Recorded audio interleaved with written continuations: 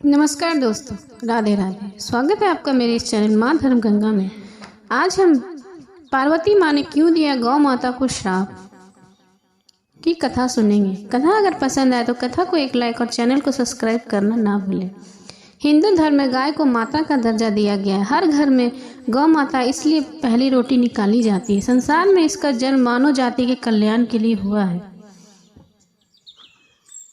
पुराणों के अनुसार 33 करोड़ देवी देवता, जो कि गाय में सभी देवी देवता निवास करते हैं। फिर ऐसा क्या हुआ जब माँ पार्वती ने गौ को श्राप दे दिया। एक बार जब शिव और पार्वती समुद्र के किनारे विहार करने गए तो शिव जी के मन में शरारत करने की सूझी। उन्होंने माँ पार्वती से कहा, हे देवी, मुझे अचानक आवश्यक काम से जाना पड़ रहा है। मैं कार्य पूरा कर अभी आता हूँ, तब तक आप मेरी यहीं प्रतीक्षा करें। दरअसल शिव माता पार्वती को परेशान करना चाहते हैं। शिव जी की बात मानकर देवी पार्वती अकेले ही तट पर बैठकर उनकी प्रतीक्षा करने लगी। इस तरह शाम हो गई और उस दिन तीज की तिथि थी।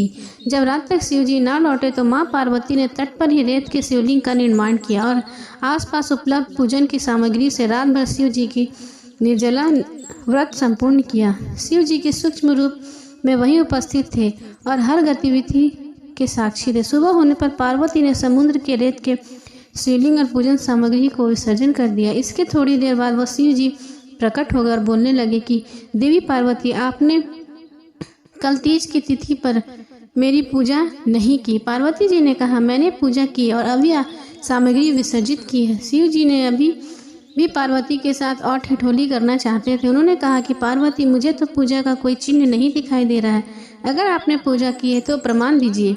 माँ पार्वती को समझ चुकी थी कि भगवान शिव उन्हें जानबूझकर सता रहे हैं, क्योंकि जो जगत के हर घटना की साक्षी हो उसे प्रमाण की क्या जरूरत। देवी पार्वती भी इस मजाक का भरपूर आनंद ले रही थी। शिव जी की बात सुनकर माता पार्वती ने आसपास देखा तो उन्हें गाय खड़ी दिखाई दी। उन्होंने शिव जी से कहा, ये गाय मेरी साक्षी है। जब मैं पूजा कर रही थी ये गाय वहाँ उपस्थित थी। शिव जी ने गाय से पूछा कि क्या पार्वती जी ने मेरी पूजा की है। गाय ने न में सिर हिला दिया। शिव जी ने कहा, पार्वती, आप असत्य कह रही हैं। गाय ने आपकी गवाही नहीं दी। शिव जी के सामने स्वयं का अकारण झूठा साबित होना पार्वती सहन नहीं कर पाई और क्रोध में आकर उन्होंने उसी वक्त गाय को श्राप दे दिया। माता पार्वती ने गाय को श्राप देते हुए कहा, तू दिव्य जन्मा है, तू जगत कल्याण के लिए प्रकट हुई, इसलिए जनहित के लिए तेरे गुण यथावत रहेंगे। किंतु जिस मुंह से तूने झूठी गवाही दी है उसे दंड भुगतना होगा। झूठ बोलने के कारण आज से तू झूठन ही तेरा आहार होगा। इस तरह झूठ बोलने के कारण गौ माता क्रोध की भागी बनी और आज तक उनकी संतति अच्छा भोजन प्राप्त होने के बावजूद भी जूठन खाने के लिए बाध्य हैं। बोलो पार्वती माँ की जय। गौ माता से जुड़ी एक अन्य कथा। एक 7 वर्ष का राजकुमार था, उसका नाम नचिकेता था। एक दिन उसके पिताजी ने राजसूय यज्ञ करने की सोची। उसी हेतु गौदान कर रहे थे, पर वह सारी गाय वृद्ध थी। तो नचिकेत ने कहा, पिताजी, ऐसी गायों का दान करना चाहिए जो दूध देती है और ऐसी वृद्ध गायों का दान नहीं करना चाहिए। आप क्यों इन वृद्ध गायों को दान कर रहे हैं। तो पिताजी ने कहा कि मैं इस यज्ञ के बाद संन्यास लेकर चला जाऊंगा और पीछे सा राज्य तुझे संभालना है और मैं नहीं चाहता कि सारी बांझ गौ तेरे लिए बचे। मैं तेरे लिए दुधारू गौ रखना चाहता हूँ। अंत मैंने वृद्ध गायों को ही दान दिया है। यह सुनकर नचिकेत ने कहा, हे पिताजी, आप स्वयं संन्यास लेकर जा रहे हैं, फिर भी पीछे का सोच रहे हैं। संन्यास लेने के बाद तो मैं भी अपनी संपत्ति नहीं रहूँगा।